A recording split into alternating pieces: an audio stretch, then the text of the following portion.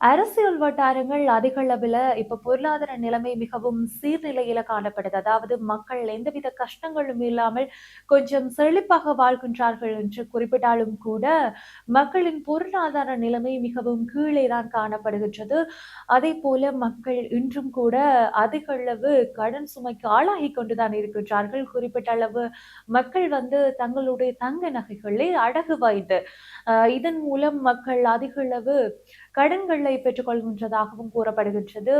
இன்றைய நிலைமையில இலங்கையின் குறிப்பாக இலங்கையில 4,00,000க்கு அதிகமான விலையில இந்த தங்கம் விற்பனை கொண்டிருக்கிறது. இது வரலாறு காணாத பெரும் எழுச்சி என்றே கூறப்படுகிறது. அண்மை காலத்துல 4,00,000க்கு அதிகமான விலையில இந்த தங்கம் விற்பனை செய்யப்பட்டுக் கொண்டிருந்தது. இதனால மக்கள் அதிக அளவு தங்களுடைய வறுமையை போக்கும் பட்சத்துல தங்களுடைய தங்க நகைகளை அடகு வைத்தல் மற்றும் விற்பனை செய்தல் இந்த இரண்டிலுமே அதிகம் ஈடுபட்டு கொண்டிருந்தார். அதோட வட்டி வீதம் கூடினதால அடகு வச்ச தங்கத்தை மீட்க முடியாத நிலைமையும் வந்திருக்கு என்றுதான் சொல்ல வேணும். அது மட்டும் இல்லாம இன்னும் எங்கண்டைய ஆட்கள் இந்த கடன் சுமை தாங்க இயலாம மக்கள் இந்த பிரமிட் ஸ்கீம் மாதிரி ஏமாத்து வேலைகள்லையும் ஈடுபட்டு இருக்கிறார்.